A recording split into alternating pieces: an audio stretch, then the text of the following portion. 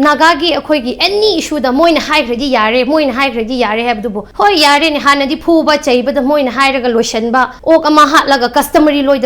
अदुदा लोशनबगी habit तु तोइन खुंजासिंग नसु यामनख्रेबा सिगिसे ma'am खुमजरी दम नेंग्रिबस impact news नि आई जोयश्री उशम ने इम्पैक्ट न्यूज़ के मनुंग हुनदा तराम नोकचरी मणिपुर दा लेरिबा हॉस्टेज की क्राइसिस दिना मरम ओइरगा शटडाउन ब्लॉकेड काउंटर ब्लॉकेड मिसी मिना मैम थोखरे अदुगा मसीजना मरम ओइरगा मणिपुर लेरिबा मियाम प्रजासी यामना वानरे अदुगा मांगखिबा मियोइसिंगी इमुंग मनुंगजी याम वाना लेनरी मरक्स रेजा लेंगा के साइटगी प्रॉपर मेजर्स लखते हाइबगी पेंदबा तौरगा मसी कमाइना हॉस्टेज लेरिबा फुरुप अनिगी मियोइज थादोकदगे हाइबगी याम कन्ना पानरिंगाइ चेरगस रेइजदा ngarang UNC gi maikei degi ahanbada hozik religious sentiments adukumba the base tawraga kuki gi miyoi taramari hozik northern naga command gi makhada phajinduna lei haba moise thadorakani haibagi pungani romda thadokadore haibagi dugi paula kodagi naga gi miyamna pendaba phongdoktuna lambi da tholoktuna blockade protest tawraga masi thadokpa yaroi haina adumaina counter protest tawki ba tare aduga UNC gi decision du da yaningda phongdoktuna mayam ama even UNC gi office karong leba mogi head office bawa target tawraga storm tawraga hozik thugai gi bagi adugumba mami yam chawba khoi ngarang अदुमाइना थेंगजे अदुना मियाम के sentiment होजिक नागा तरुक फाजिन खिबा मियोय तरगो सिंग ngasi bawa phangdana leiringaida karigi damakta Kuki की मियोय सिंगसी थादोकदरिबनो हाबे क्वेश्चन असी हंगदुना होजिक मियाम ना पेंदबा खोलाव मयाम लाकपदगी एट द एंड होजिक ngarang numidang waram evening da hai batare UNC gi maike degi press note amamu ko thoglai naga gi miam gi sentiment yenglaga ngasi akoina thadokani torombadu thadokla roi haibege dukumba press note ama thoglai adubu ngarang nang ngasi adum press note thoba phawbada मियाम ना पेंददना UNC की officer दुमाइना target तौबा थोमजन गे तौबगी दुकुम्बा अचौबा मी अखोइना सोशल मीडिया दा वीडियो मैम अदमाइना थेंगजे अदुगा होजिक लेटेस्ट ओबा अपडेट अमादा joint tribes council Manipur JTCM असिना जलेरोंग गी मोगी मोई इनहेबिटेड मोइना ताब मफमदा कौगिबा टोटल इमरजेंसी शटडाउन असी ngasi पुंग मंगा दगी हंदोखरे हाबेगी दुकुम्बा पाउजु लई अदुना गाड़ी म्याम पंदुना लेरमबदु हुजिक तमना चटपा हौरगनी हाबेगी थाजबदी दुमक लेरी अदुना ngasi अखोइना ngasi की डिस्कशन दा अखोइना खना जगदोरिबसी पब्लिक ना दुमाइना सावरकफजी मसी जस्टिफाई तौब्रा अदुगा UNC ना दुमाइना लौरखिबा डिसीजन अहामदा थादोकनी हाबा अदुगा मुका थादोखिरोय हाबा मसी decision ji pressure kumba khara leirabra moida karamba pressure gi makhada sumaina lorko decision no aduga masikumba efforts masikumba pressure kumba leibata agadi akhoi peace ki damakta adagi civilian gi security ki damakta inter community relation ki damakta pakhalaliba khungthang chidaisa karamba makhan gi challenges or lakadagi haiba mayam du khana nabai tanja du logjage ngasi gi topic na UNC under fire mob anger shutdowns and blockades aduga akhoi gi panel members na Oza TH Manihar social activist Oza Butaram Nokchari Anisuba panel member Oza Leihaothabam Saratchandra political analyst Oza Butaram Nokchari and akhoi ahum suba panel member Julia Singlai social activist Iche Butaram Nokchari ngasi ki discussion hawdokcha baje ahamda iche Julia lakchage hozik nagagi mi toruk subang phangdri kuki gi taramari su detain tawri hai masi thalok baje how come UNC United Naga Council moina थादोक रजे हैना decision लौबजे Moiz pressure गी Moid pressure मा पीरे हाइना लौगदोरिब्रा करम मोंगदगी अदुगी decision जे लौरकब्रा अदुगा at the end Naga people मैमना सारकपदगी अमको थादोक लरोय अमको हाइबा UNC दा थाजबजे दुम लेरिब्रा लेत्रेदा अहमदा कका ओजा इकाय खुनजरीगो अद मैडम बुशो इम्पैक्ट टीवी बुशो अदुगा UNC गी ओइनदी मोइना तौथोरकपा थबकसे थाजानिंगाय ओइबा थबक सुक्तौ तौथोरक्त्रेबा तौथोक्ते हेन लेरिंगाय सिदा हंदक सिने हेना मियोइबा गी लाइफ को मियोइबा गी पुंसीगा मोइना करी हाइसा करिसु नतबिना खनबगुमना मोइना तौबसिदी कनाना थाजबा लेग्राने कनासु थाजबा लेत्रे मोयonda si शेखना हाइरगा अखोइगी UNC ना मोइना ngarang statement थोपा कांदा नागालैंड की चीफ मिनिस्टर अदुदगी अखोइगी मेघालय की चीफ मिनिस्टर मोइना प्रेशर पीबा अदुदगी अखोइगी रिलीजियस की ओइबगी प्रेशर पीबा मियामदगी ईश्वर की ममिंग दे येंगागा थादोक असुमाइना खल्लगा अखोइसी थादोके तौबनी खोटपनी हायबा नागालैंड की चीफ मिनिस्टर सु तोखिसे मेघालय की सु तोखिसे ꯃꯥꯡꯈ꯭ꯔꯤꯕ ꯕ꯭ꯔꯗꯔꯁꯤꯡꯗꯣ ꯃꯥꯡꯕ ꯅꯠꯇꯦꯕ ꯑꯦꯗꯞ ꯇꯧꯕꯅꯦꯕ ꯁꯤꯒꯤ ꯂꯣꯟꯁꯤ ꯃꯣꯏ ꯈꯪꯗ꯭ꯔꯕ ꯃꯥꯜꯂꯦꯕ ꯐꯥꯕꯅꯦꯕ ꯃꯥꯡꯈꯤꯕ ꯅꯠꯇꯦꯕ ꯃꯣꯏ ꯃꯇꯣꯝꯗ ꯐꯥꯈꯤꯕꯁꯤꯡꯗꯨꯒꯤ ꯃꯃꯥ ꯃꯄꯥ ꯃꯇꯨ ꯃꯆꯥ ꯈꯨꯟꯖꯥꯁꯤꯡꯗꯨꯗ ꯑꯌꯥꯕ ꯂꯧꯗꯕꯤꯅ ꯃꯣꯏꯅ ꯗꯥꯏꯔꯦꯛ ꯃꯣꯏꯅ ꯋꯥꯈꯜ ꯃꯣꯏꯅ ꯇꯧꯅꯤꯡꯕ ꯇꯧꯕꯗꯨꯗꯤ ꯑꯩꯈꯣꯏ ꯃꯌꯥꯝꯁꯤꯕꯨ ꯊꯥꯖꯗꯦ ꯍꯥꯏꯅ ꯃꯌꯥꯝꯅ ꯃꯣꯏꯁꯤ ꯄꯩꯁꯥꯅ ꯆꯠꯄꯅꯦꯅ ꯉꯥꯡꯅꯔꯤꯉꯩꯗ ꯉꯔꯥꯡ ꯃꯣꯏꯅ ꯇꯧꯊꯣꯛꯄꯗꯨꯗꯤ ꯄꯨꯔꯥ ꯀꯩꯅꯣ ꯑꯃ ꯑꯩꯈꯣꯏ ꯌꯨꯅꯥꯏꯇꯦꯗ ꯅꯥꯒꯥ ꯀꯥꯎꯟꯁꯤꯜ ꯍꯥꯏꯕꯅꯦꯅꯦ ꯗꯤꯚꯥꯏꯗꯦꯗ ꯅꯥꯒꯥ ꯀꯥꯎꯟꯁꯤल ꯍꯥꯏꯅ ꯍꯥꯏꯕ꯭ꯔꯅꯦ ꯑꯗꯨꯕꯨ ꯉꯔꯥꯡ ꯃꯣꯏꯅ ꯃꯔꯝ ꯑꯣꯏꯔꯒ ꯑꯩꯈꯣꯏ ꯖꯂꯦꯡꯔꯣꯡꯄꯨꯏ ꯇꯣꯉꯥꯟꯅ ꯊꯣꯛꯀꯅꯤ ꯍꯥꯏꯅ ꯇꯧꯔꯛꯄꯁꯤꯗꯤ ꯃꯣꯏ ꯌꯨꯅꯥꯏꯇꯦꯗ ꯅꯥꯒꯥ ꯑꯃ ꯑꯣꯏꯕꯒꯤ ꯋꯥꯈꯜꯂꯣꯟꯗ ꯃꯣꯏꯗꯨ ꯑꯩꯈꯣꯏꯅ CSO ꯑꯗꯨꯒꯤ ꯑꯩꯈꯣꯏꯒꯤ ꯑꯦꯄꯦꯛꯁ ꯕꯣꯗꯤꯗꯨ ꯁꯦꯝꯈꯤꯕꯅꯦ ꯑꯗꯨ ꯃꯣꯏꯗꯤ ꯅꯥꯒꯥ ꯃꯌꯥꯝꯁꯤ ꯈꯥꯏꯗꯣꯛꯄꯒꯤ ꯃꯑꯣꯡꯗ ꯇꯧꯊꯣꯔꯛꯄ ꯍꯥꯏꯕ ꯇꯥꯔꯦ ꯉꯔꯥꯡꯗꯣ ꯑꯗꯨꯅꯤꯅ ꯃꯣꯏꯒꯤ ꯃꯊꯛꯇꯗꯤ ꯊꯥꯖꯕꯁꯤ ꯂꯩꯇ꯭ꯔꯦꯗ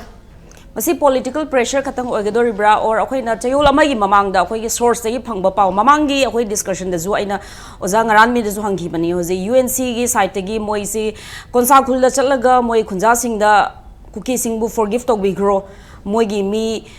ꯅꯣꯏꯒꯤ ꯃꯤ ꯐꯥꯖꯤꯟꯈꯤꯕꯗꯣ ꯑꯗꯨ ꯃꯣꯏꯒꯤ ꯃꯤ ꯐꯥꯖꯤꯟꯈꯤꯕꯗꯣ ꯊꯥꯗꯣꯛꯄꯤꯔꯣ ꯃꯣꯏ ꯐꯣꯔꯒꯤꯐ ꯇꯧꯕꯤꯈ꯭ꯔꯣ ꯍꯥꯏꯅ ꯍꯥꯏꯕ ꯆꯠꯂꯦ ꯍꯥꯏ ꯕꯠ ꯀꯣꯟꯁꯥꯈꯨꯜꯒꯤ ꯚꯤꯂꯦꯖꯔꯁꯤꯡꯅ ꯑꯩꯈꯣꯏꯗꯤ ꯍꯧꯖꯤꯛ ꯉꯝꯃꯣꯏ ꯑꯩꯈꯣꯏꯒꯤ ꯃꯤ ꯇꯔꯨꯛꯇꯣ ꯍꯥꯟꯅ ꯊꯥꯗꯣꯔꯛꯇ꯭ꯔꯤ ꯐꯥꯎꯕ ꯑꯩꯈꯣꯏꯗꯤ ꯑꯗꯨꯒꯨꯝꯕꯗꯣ ꯐꯣꯔꯒꯤꯐ ꯇꯧꯕ ꯉꯝꯔꯣꯏ ꯍꯥꯏꯕꯒꯤ ꯑꯗꯨꯒꯨꯝꯕ ꯋꯥꯐꯝꯁꯨ ꯂꯩꯈꯤꯕ ꯃꯥꯜꯂꯦ ꯑꯗꯨꯅ ꯁ꯭ꯋꯥꯏꯁꯤꯗꯩꯁꯤꯗ ꯍꯧꯖꯤꯛꯀꯤ ꯑꯣꯟꯂꯤ ꯍꯧꯖꯤꯛ ꯅꯥꯒꯥꯂꯦꯟꯒꯤ CM ꯑꯦꯟ ꯑꯗꯨꯒ ꯀꯣꯟꯔꯥꯠ ꯁꯪꯃꯥ ꯃꯕꯥꯅꯤꯒꯤ ꯏꯟꯐ꯭ꯂꯨꯌꯦꯟꯁ ꯈꯛꯇꯪ ꯑꯣꯏꯒꯗ꯭ꯔꯥ ꯖꯨꯂꯥꯏꯒꯤ ꯋꯥꯈꯟꯗ ꯍꯧꯖꯤꯛ ꯃꯅꯤꯄꯨꯔ ꯒꯚꯔꯟꯃꯦꯟꯠꯒꯤꯁꯨ ꯏꯟꯐ꯭ꯂꯨꯌꯦꯟꯁ ꯂꯩꯕ ꯖꯥꯠꯂꯥ ꯃꯁꯤꯗꯩꯁꯤꯗ ꯑꯩꯈꯣꯏꯒꯤ CM ꯗꯤꯄ꯭ꯌꯨꯇꯤ CM ꯁꯤꯡꯒꯤꯁꯨ ꯏꯟꯐ꯭ꯂꯨꯌꯦꯟꯁ ꯂꯩꯕ ꯖꯥꯠꯂꯥ ꯑꯗꯨꯒ ꯃꯁꯤꯗꯩꯁꯤꯗ ꯍꯧꯖꯤꯛ ꯃꯤꯌꯥꯝꯅ ꯄꯦꯟꯗꯗꯅ ꯀ꯭ꯋꯦꯁꯟ ꯇꯧꯕ ꯃꯇꯝꯗ UNCꯒꯤ ꯁꯥꯏꯠꯇꯒꯤꯗꯤ ꯀꯔꯤ ꯄꯥꯎꯈꯨꯝ ꯄꯤꯕ꯭ꯔꯥ ꯉꯔꯥꯡꯒꯤ ꯁ꯭ꯇꯦꯠꯃꯦꯟꯠꯗꯨ ꯅꯠꯇꯕꯤꯗ ꯑꯇꯣꯞꯄꯗꯤ ꯃꯣꯏꯒꯤ ꯄꯥꯎꯈꯨꯝꯗꯤ ꯃꯤꯌꯥꯝꯗ ꯀꯔꯤ ꯄꯥꯎꯈꯨꯝ ꯄꯤꯕ꯭ꯔꯥ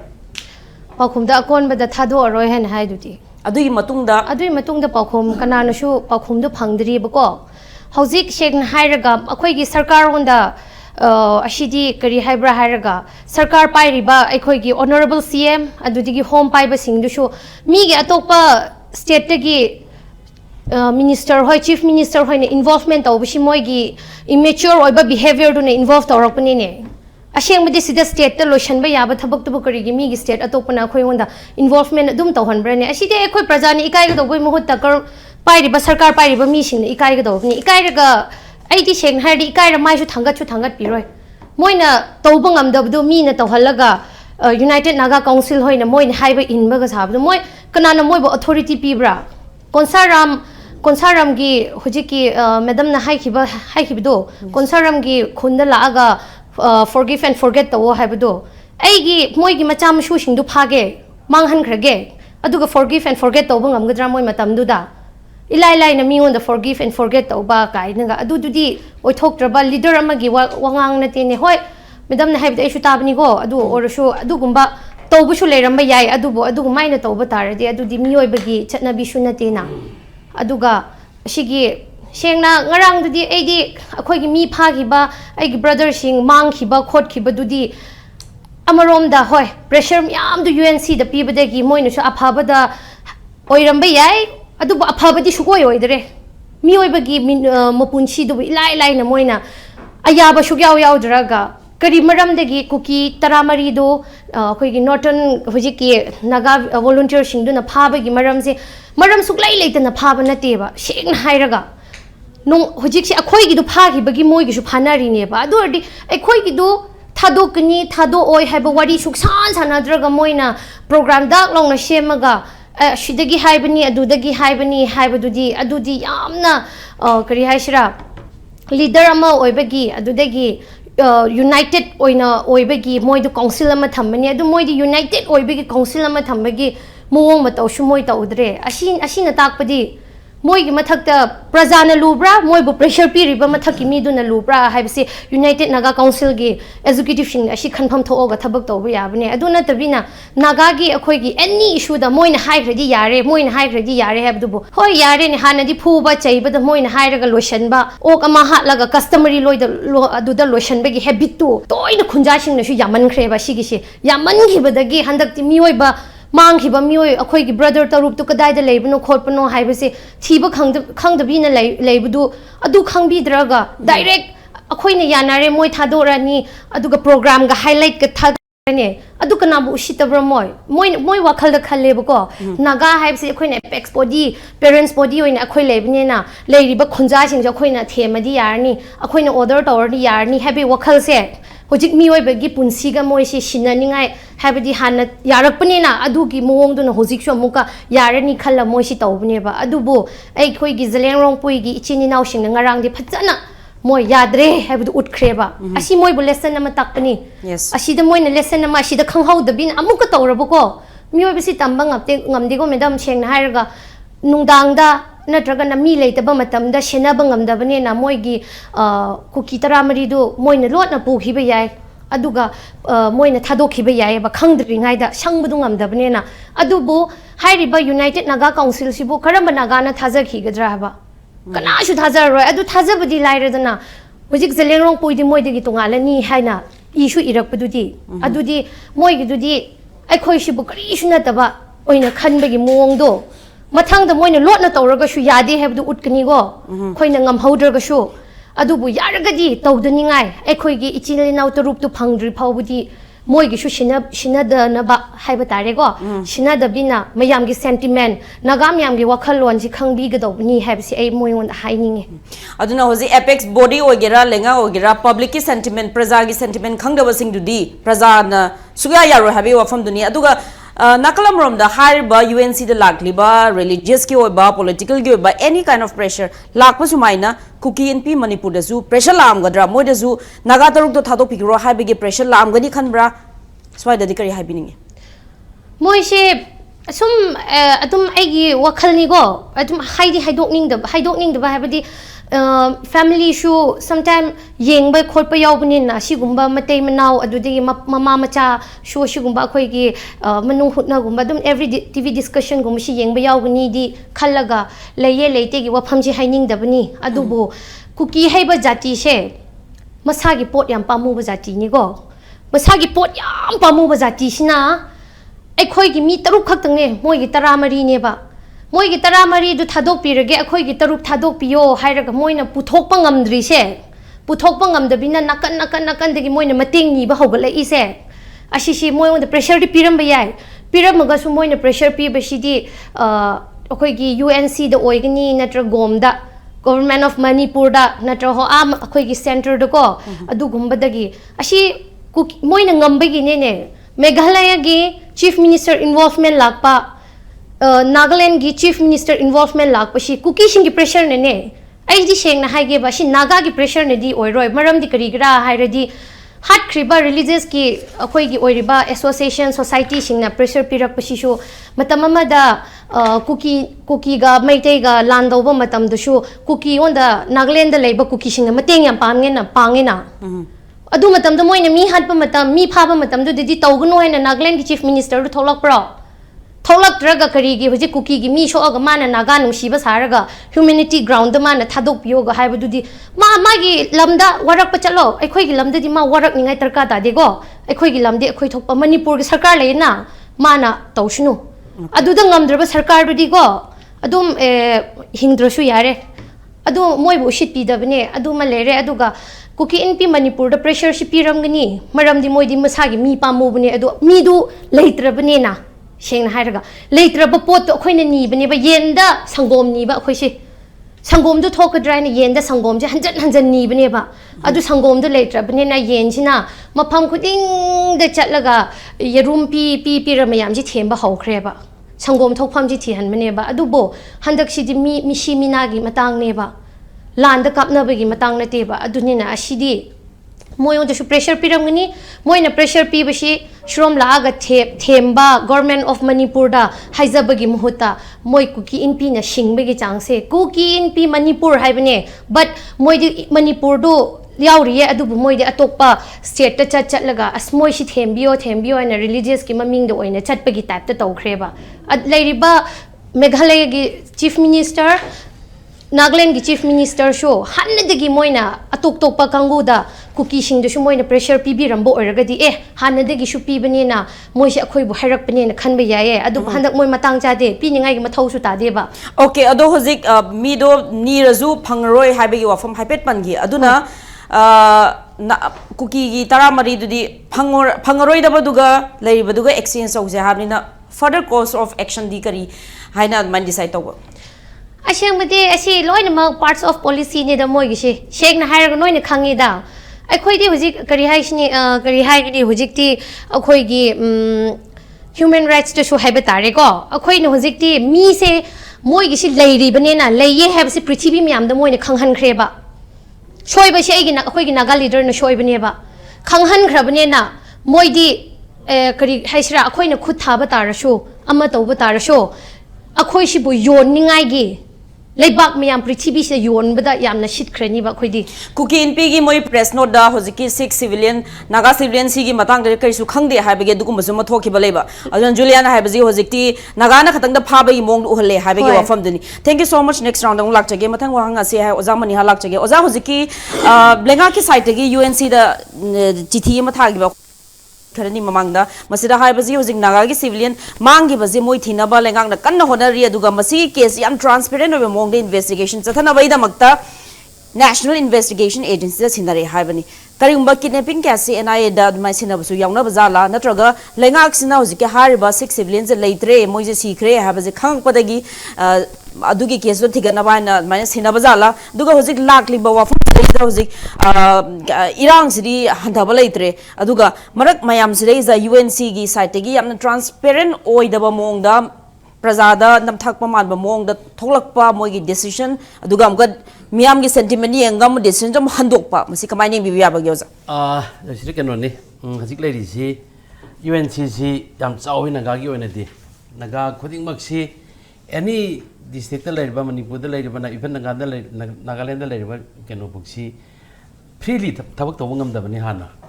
Any Manipur the labor would Kungi Naga, and to Gizara on the labor Nagazing, Canadian Prime Minister, UNC and the low level. Yam Sao, what Quigi government, Amagumani, when lady, Pacano, Moiki status. Other Swasham Lebanon, Makoy the powers Lebanina. Makoki Wakalon, the Hoy Moyana, a Papatabak better the way Garangi decision to the Agiwakan, the Dima to the Amna Labactivo decision and I Hanatam Gava. I don't know, Makoki Wakalon, she sit over in up. Now I get the any couldn't contact Makandi Pronagagi problem of the Makoina puts in a finance solution. The Mangarang River solution to the Yamna Kasitan Tab than White of a Hypertarico. Makoina over Port or Kanda, even Kokini Free on a quick home minister, Gawari Sai. Lairiba Manipur the Lairiba Nagagi problem, Kuki Nagagi problems, no I tell them not solution Nabagi. What is I and the what is Habasita, Amis Kogi Amisana, Home Minister, and them, yes, Manipuri ministers who had a Pamatas who had power from the alternative. Pani, Puni, Renbok Tony, Excel Lonely, Yamsa Tiba, Canotoni, Makoi, Logi, Excel Lonely, Sitino, Maroon community, Chimpapu, Maroni, and Sinum Hide Eva. She had a question of Maram Workan than if any or not, quick UNC president, the Lohosida. For Canada message Pirapaneva by Canada, Magi can order Manajiki, Sokal Avenina, email the Kadan Taramani, Siki Matung inna, Mana loaning bum level. Sisu, quick Katang Nainavay, Masi Taurisi, Nang Hiro on Duga, Quilway, UNC president, understanding them like Ramasway, Amaro, the Patana color Gadi. And the use a Maulama, not something, project Kra, not Ragamagi Kanokra, no. Home Minister scientifically the Gi and the more for Masuya, but Labagi. Singnabadum has it like the situations in the Kokuna, Singnera easier. See, Mazikara, even a Marmor, Kataman, Iran, descends in Longam and the Lozeva. Aduna, Mana Tangivasi, Simani put the Torisima, war Natia Quetorise. See the internet conflict never. Ladybug cookie, Nagata Rise. When a war, I view the war, highway adram never in the Langana, Manipulagana, any Ladybug in the Agis Station. Adubo mana president Tamisi quite land gis an account President Gana Chapadu a Pami Haimam Hive Hide. Adagi Tongan Bamagi religions Sigi, a quiggy Christian religion, Christianity, the Katopangamba, Pitopangamba, sacrifice the Madugi Madu a high level, the Kanota and high a touch of a Tamian. Adagi Amanamu. In Pitribi and Channel human rights, I must pay letter of Pamde, I human rights, I young person, I see the Polo Torganda is sending a Hibam Hide. She had to Kazu Kai the Siam Pasabang Acta never. Manatami or Pamjinto. Adobo, number one, Manakang Basi, Zikoi Iran City war Nativa. Number two, the Akogi religion, same religion never. Adu Tobatargadi mana keno do ina phajana appeal to wata ne UNC na appeal to phajana hana to bira mo kuki keno sing jida kuki gi gari mo kuki NP da phajana to wata bane smai to dana koi si noi taruk koi taruk tha to ro koi noi gi tara mari si de koi tek ta kai dana thami se si tha to pagam dri si kai no se si di khadan khanbam thoi ai wani da si khanbam am dri se si oi bata di behind the something koi gi UNC gi leader si gi president si gi matung jida keno something kra hidden agenda kra lei rabrai bese masidi leibak myam na ai tom da haidra ga sum si ko igi chanu pire su haigri dir sum haidok pangam da ba khara dum leire haiba dum ai thamjage ba adura nefirio na haiba sangma na haiba amisa na aiba sida torkan da sana moi thajaba pire thajaba sidi koi ga maitai ga kuki ga kana tawne ngai da chahi hum ne mane thajaba pire singje Haji pun tu kan tak diri apa, like that macam tu na, aku ingin naga sing sida mau cit tahu bagi kongkong amal lah pasti, sidi yang pasti dah dan tu ka Nagaland ki chief minister na Manipur tu tinggal apa, Meghalaya ki antu kumba magi chief minister je na kau na Manipur ki sudah kalau tinggal apa sih dia kau ki lagi ba popular government, haga dara popular presiden run haga dara jik lagi gian tak dia kau itu, si ki kamu sing si ki ason ba kau ki delivery lagi tu betul na maram orang kan tu terus baju ya, ada bu. Saisida nahansi mana thoiba release da wasi atopa community singji khangaudraba garang dum release tarong ganeba mi singji mi tara mari se moi di pibi do lepa thola ban notice thola ban ba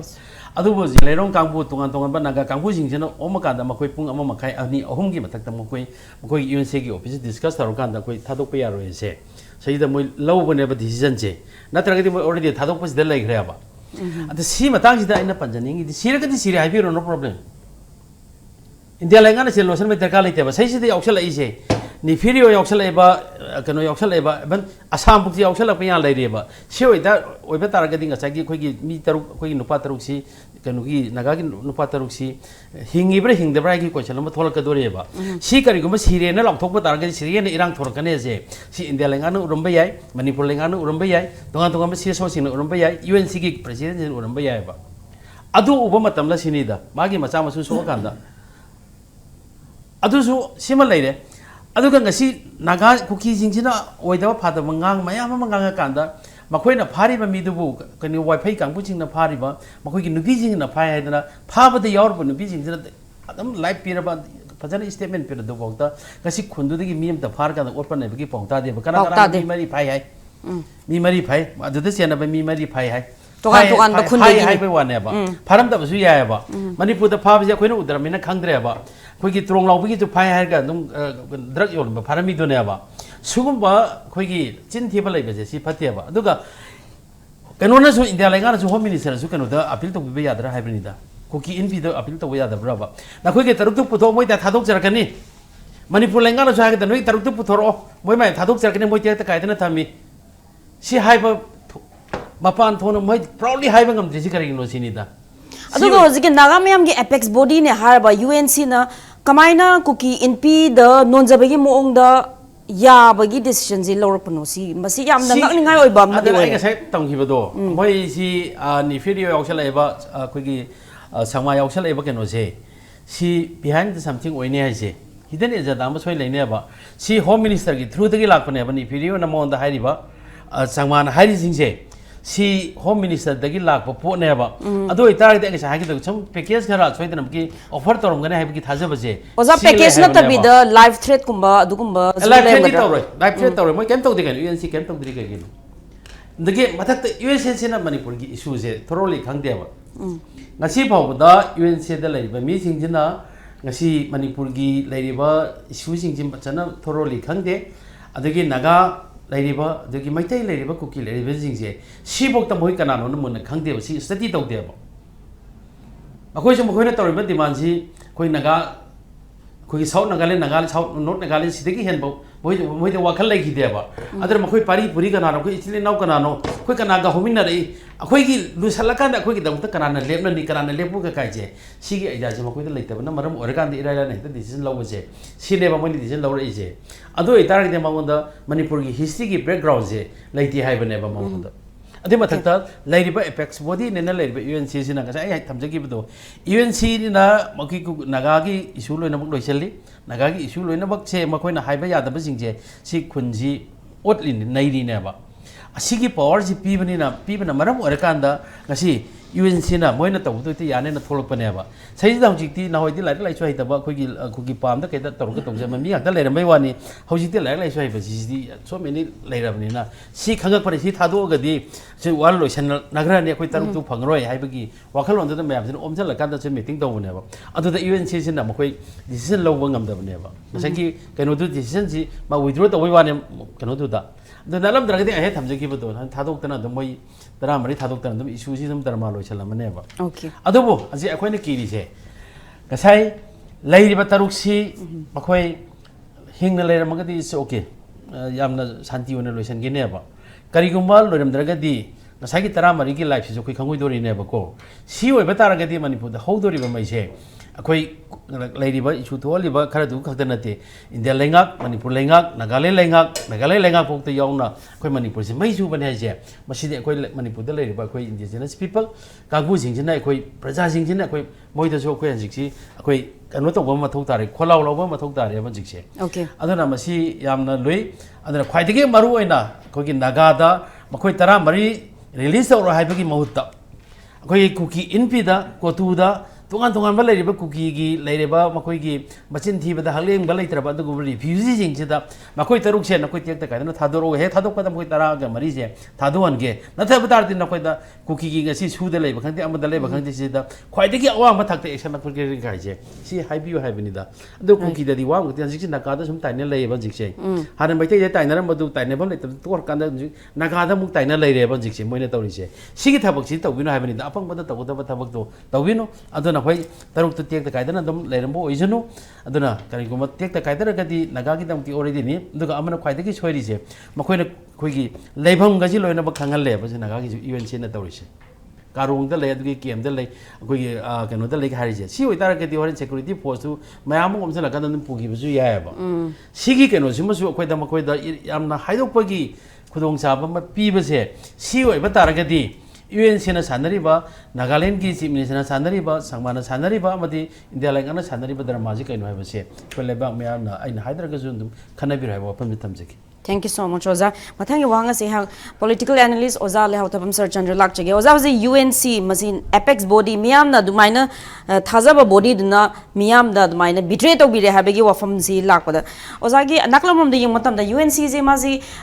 humanitarian consideration, public sentiment, security gi realities miyam si miyam rakta mazi chappe na khanbi bra natraga masana masagi mida maina betray to ba kangoina adugumba mongdoina changsalena Lobigadoribra, UNC ki decisions in Maram Weraga, Nagagi Marakta Sutongan Tungan group Mam Labasi, Sida Moyana Charanga, but Togan Bagi possibilities Yamna Wankal Halen Lobibra Ozai Mortam. Ado give Wapam City question G Daina Kumbada Madu I more than the activity Kumbangam Joy, Madam Dikanoida negative port Amada anchor Harakan the Anamadu negative or adum logo zona traga positive ina opposite port am the higher rise masi ayu en di noi taba aduga miyam na kari khalli di hai be yes ayi mo en di haining de ko miyam na khalli port di hoji kamai to ge da tribal society si da miyan mayam am chang hilap masi di thu iba port amane aboji lai se ko hanan le min nuchin na le minaram baching je masi di amaga si tai sa kaya ma ko thousands ko je leina dana nushina na leina rakna leirim le masigi very vera khairakpa machet thugai na hona rakpasi karyani chafu akai bada muhena kai na hona ba wa kai bada sing changdong tor kanda ko je community sing ji hauji kamai to leadership yam pam na rakpa chip popularity ko aina lusing bo oi ga ji tribe masa sing ji de mu yam sa thi da lusing ba si yam pam me ba aso bu de lusing ba ji oi ba ngam wa ba Sumai to na Hojik tribe Anis is the British na Kado Pyramid, Cookie Evanga Nagai Kado Pyramid. I quit a tiny Alaman Matamda, Hoi Jadonang Bogi Matamdati Nagai Mamingasi Panba Katale British Lap. A time at the Decobu, Lady by Cookie Jiki is in the can be a Machitankuniko. Tangunji Kanasu. Kanusulatan Maharajgi, Mamam Chandaki, Swida, Nagaga, to the Pahai Deboko. ama dia ado seme nomenclature ama umbrella ama seme madu phaina tra phate nate apun ba maming ama ko ba je ke kai de ba ko sigi umbrella ko gi culture mana ba wahi ke ke mana lon khena rasu ma aduna ko moina sebe mi da cookie he si de ka mai to ge da naga hai ba sina masagi si da leng da lei jaba ko tapak su ngai mingon da thoidong le hejin na ai gi oi jaba talu ba chatlu ba kholu na ta ba somna kan da nomadic tribe ki magi history ma magi amal lei bani na moi di jum hong tong ga ina khulle ba kamlup to adu ka ina moi gi dos na te moi gi character ma ga nga na ising da lei ko adagi hui na ising da lei te ko ana adagi ising da su lei ba nga de tabang kang phan su lei ba du mai to na moi di jum hong chi toina to ba Myanmar da Kalida Bangladesh jangan pun mak lei ba da moi di jum chi hong apa moi gi di apa mo le ko na patan lo ya de har phaba laihau phaba jaga da ising da sting da leiba khotba dagi lau singu da su ko gi zoom cultivation da se da toba terrace ka se kya hai taba aduna kala da jaga da mu thado um chatpa dagi amma da sa thonga sa ba amma toba sigi ma chari bi yum ga na ingho ga leiba na te ba leiru do ma yum ni ingho ni sumai to jim batam ni matu na society se sense or da mu gi su yum hai ba amma to ba sida ma ko gi ba jaga asing ba jaga ma mo gi moi kariya wahi da di homeland hai ko mo gi ba lam ma ko gi British matam da singi lam sida okhul kan to sida moi sing si ngak ba khot ba kai do ba guard oina le thamna ko gi police check post tham du mai na tham le ram du gi hoji si cha chum le ho ba ne ba plus khun du gi nusi ba mo da mi bu sang jabam pi ba nu chi to na sahi tara gi li se pi ba khula ko du ne ya bi ba khopa phai ko nang da di yum dang na kai na ba phim se la e ha ba sim di ko gi manung is dei da hal le jaram ba ku gi na ta ba ano ba lak ba ching che ma si to re ai đâu chứ những cái việc mấy question đây hàng cái number one ai coi những đâu sẽ legally mà những mà nó cái moral ground đấy những mà hay thì practical là pot là sẽ to mà legal matter là gì hồi chứ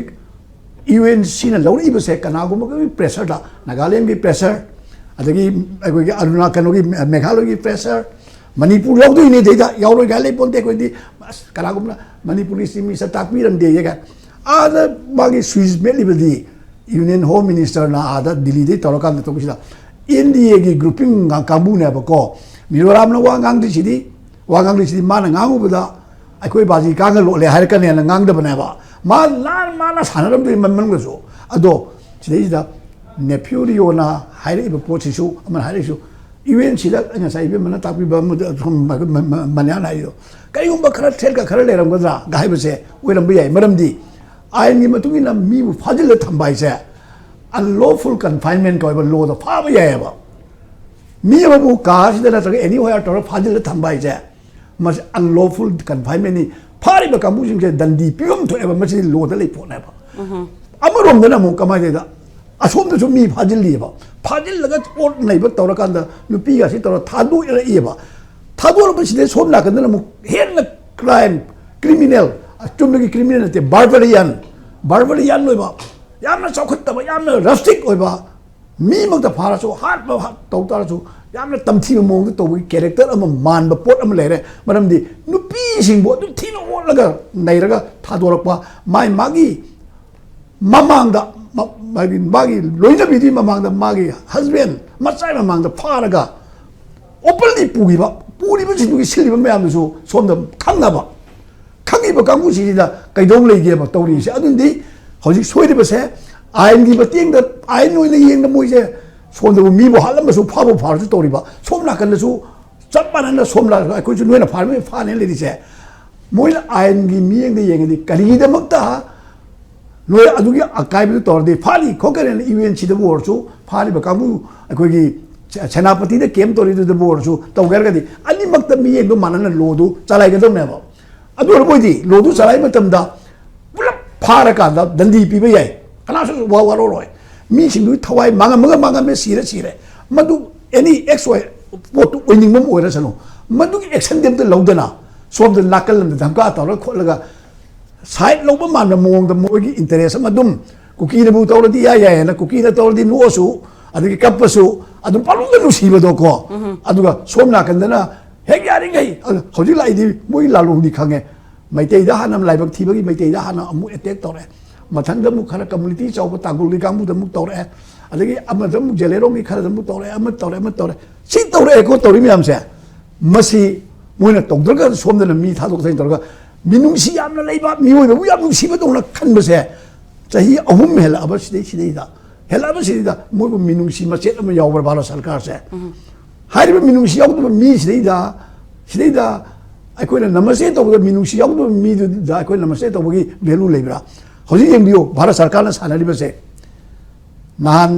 newspaper da yaw rabani hoji tori sida kamai to ge matam da jelerong gi sidei da jelerong abdi jemi liangmai rongmai inpui kabui se jelerong amta niko adu kabui have so hapteli sigi list today kona hajage sidei da jelerong have sidei da ranti ma sanai manipur gi manung da tariba makoi kanglup assam da tariba nagaland da tariba singchigi mogi jelerong gi oiba homeland haitare mayam gi kaman nadi makoi logic tori se jelerong political gi oiba move amat la isi kainoida jelerong united front tribal gi makhada jelerong statehood working committee abama madugi miji torga bharat sarkar gi mihut oina khallaba nona khallaba ajit lal jiga koi minister of home affairs silla kanda mahaki kari haini coordinator haiga adu keno haiga koi gi koi interlocutor ga haiga adu gi role da tawra kanda delhi da wari sane ba hoji issue sida andi manipur thuai na natar tawlisa tarik kunma apane si han gi tarik tara umdoi dagi issue si langla dan lei na ba ko sigi lalak sidi da moina mu madugi program ni tar su yei thok ye ba adu tara lak su discussion wari sane ba ko mada sanari di kenoi da jelerong gi lei ba sida program ama na so kari tawdage haiba road map ama puthokna ba draft ka tawna ba khona ba ala no je shanti wena layu ga na sigi lalak marak sile da liang mai kamuni so da suffer tori je adu liang mai yauri ba adu community jelerong gi maming da tori ba sile da kana no khangge nangoro yu dum sile da advantage madugi organization je jelerong united front ko masina lori ba role che karino among the nagas si kana ta haide boji ko si di yam na chawa mahoi demand ka su kaide demand do moi pam to de ma pham tam cha na hoji ki naga manung da thugai na bohla lai ba malang sida amu su sinje ba mu bharat sarkar khangna aj lal che masina sillaga mu to ri se masidi mayam khanbi ga dam ko nata da sai da sum to la to ba asom da na chapi sem da khot na masida to le ba se masi india government gi double standard na te bong thong tu na thugai na macet thugai na se handak ki se proof achau bam ni be ma ko madu be careful